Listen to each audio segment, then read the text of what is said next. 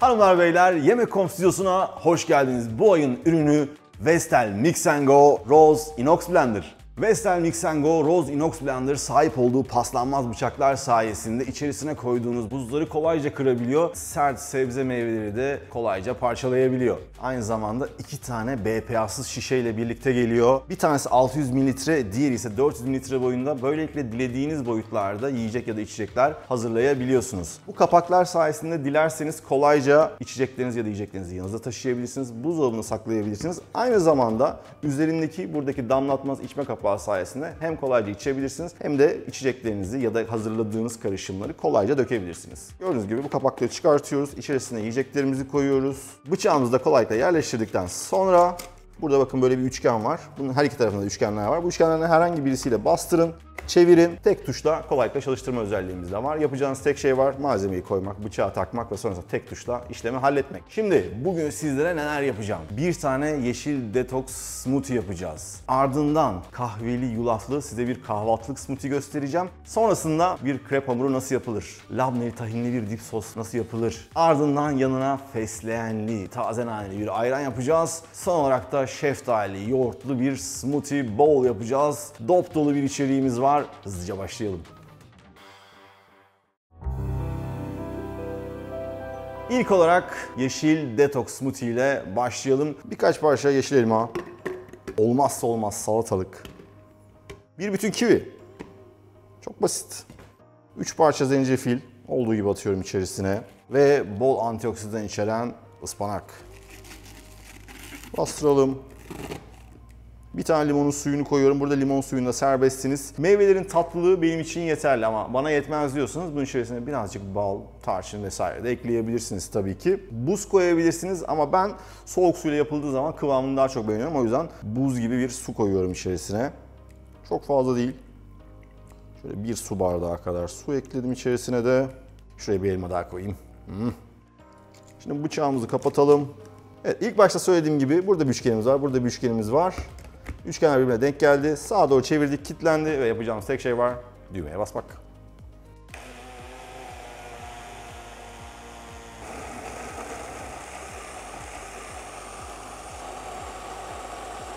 Ve gördüğünüz gibi yaklaşık 30 saniyede yeşil detoks içeceğimiz hazır.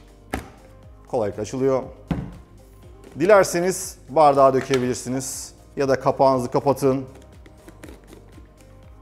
Atın çantanıza, atın buzdolabınıza, canınız istediği zaman bunu tüketin.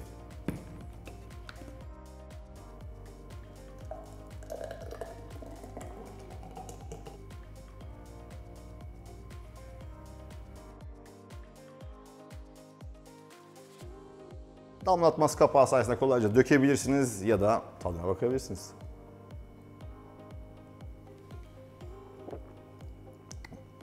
Epey ferah. Ispanaktan gelen güzel böyle bir acılık var içerisinde ama limonun ekşiliği, zencefilin acılığı, kividen gelen tatlılıkla beraber muhteşem bir detoks içeceği. Güne hızlı bir kahvaltıyla başlamak isteyenler ya da spor öncesi bana enerji verecek lezzetli bir şeyler içmek istiyorum diyenler bu tarif tam size göre. Kahveli, yulaflı bir smoothie yapacağız. İçerisinde çok lezzetli malzemeler var. Muzumuz var. Böyle büyük bir muzun yarısı ya da istiyorsanız tamamını kullanabilirsiniz ama yarısı yeterli olacaktır bu tarif için. Oradan içeriye atalım. Kendi diyetinize göre bu yulaf miktarını arttırıp azaltabilirsiniz. Ben 3 tatlı kaşığı koyacağım.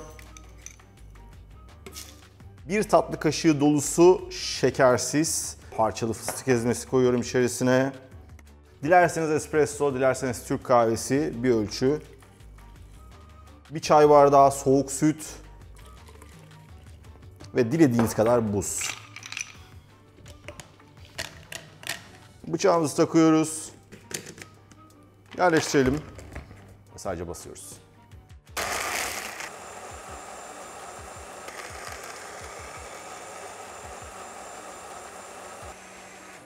Bitti gitti. Gördüğünüz gibi buzları kolayca parçaladı. Kapağımızı takalım. Dilerseniz yine bu şekilde spor salonuna da gidebilirsiniz. Ya da bardakta güzel bir sunum da yapabilirsiniz. Bardaktaki sizler için, kalan da benim için. Bunun tadı var ya mükemmel. Yani kahve, süt, buz ve fıstık, muz. Daha ne olabilir ki? Bir sonraki tarafa geçebiliriz. Vestel Mix Go Rose Inox Blender'la şahane içecekler hazırlayabileceğiniz gibi yapacağınız yemeklerde size inanılmaz yardımcı olacak. Şu anda yapacağım krep gibi. Bir tane yumurta, yarım su bardağı süt, yarım su bardağı su, bir yemek kaşığı kadar sıvı yağ ekliyorum içerisine. Bir çimdik tuzumuz var ve yarım su bardağı un. Kapağımızı kapatıyoruz ve tek tuşla işi bitireceğiz.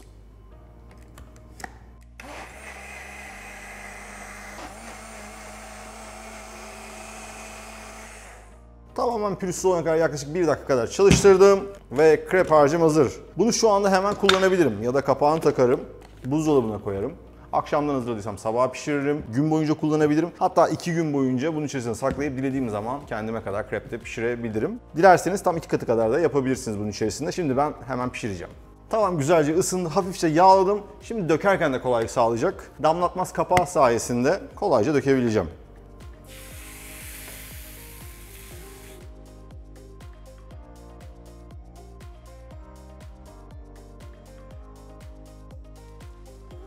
Gördüğünüz gibi krepleri kolayca hazırladım. Şimdi de tahinli labneli şahane bir sosum var. Ona başlayalım. Labnemiz var. 3 yemek kaşığı tahin ekliyorum. Bir diş sarımsak, bir tatlı kaşığı limon suyu. Şöyle çay kaşığının ucuyla birazcık kimyon da atalım. Ve tabii ki birazcık da tuz ekleyelim. Hepsi bu kadar.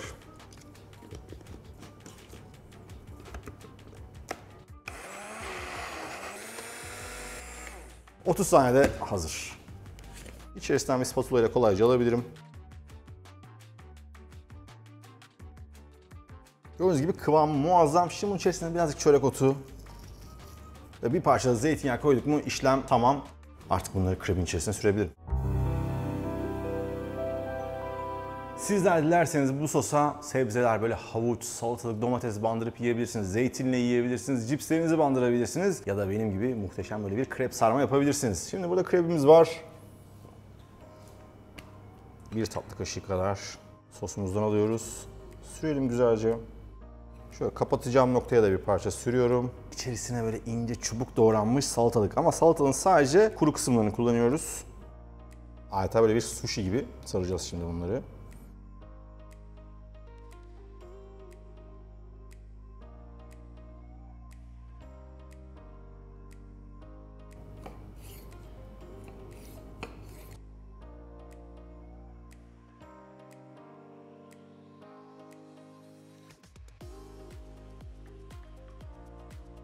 Gördüğünüz gibi çok keyifli bir sunumu da var. Adeta bir sushi gibi. Hemen hızlıca tadına bakacağım.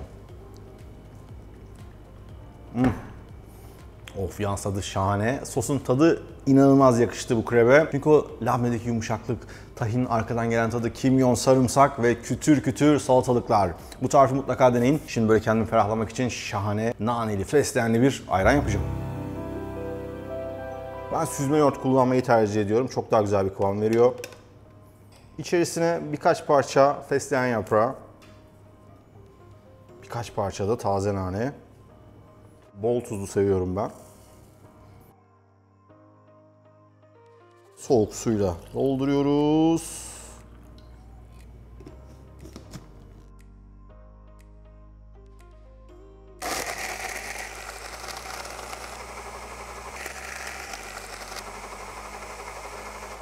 Hepsi bu kadar basit. Köpüğüne bakar mısınız?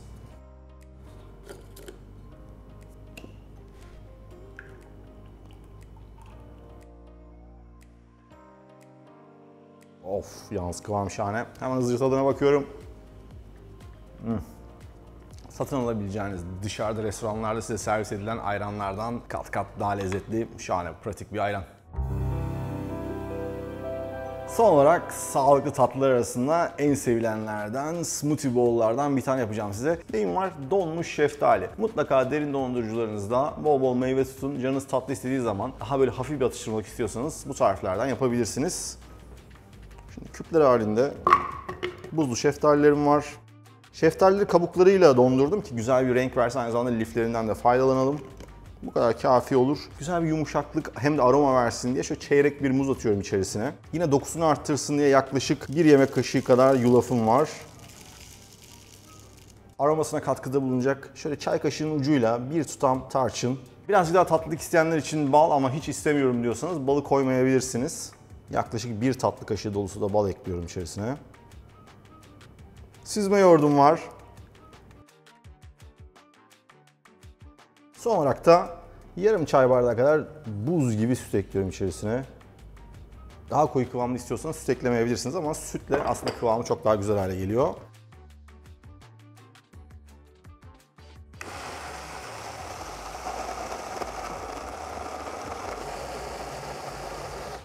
Hepsi bu kadar basit.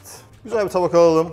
Bunu tekrar dondurabilirsiniz. Böyle dondurma gibi de yiyebilirsiniz. Ya da bu muhteşem kıvamı hemen tabakta servis edip üzerine taze meyveler ve birazcık granolayla hemen tadına bakabilirsiniz benim gibi.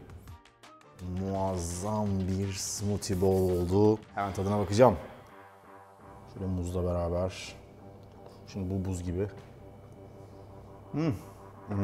Tam anlayamadım. Bir kaşık daha yiyeceğim galiba. Çıtır çıtır granolalarla bir insan daha yaşarken. Dışarıda yiyebileceklerinizden kat kat ucuza evimizde bunu kendimiz yaptık. Bütün yorumu size bırakıyorum. Dilerseniz bunun içerisine böğürtlen, çilek, muzu dondurun, sadece muzlu yapın. Tadı muhteşem. Ölçüleri değiştirebilirsiniz. Kendi damak tadınıza göre baharatlarda farklılar yapabilirsiniz. Biraz toz zencefil ekleyebilirsiniz. Çok pratik. Bugün sizlere Vestel Mix Go Rose Inox Blender'la şahane tarifler verdim. Sizler de bu tariflerden ilham alıp kendi tariflerinizi yaratabilirsiniz. Dilerseniz domates sosları, pestolar, farklı içecekler hepsini Vestel Mix Go Rose Inox Blender'la yapmak çok kolay. Videoyu beğenmeyi, kanala abone olmayı unutmayın. Bir sonraki ayın ürünü bölümünde görüşmek üzere. Bay bay.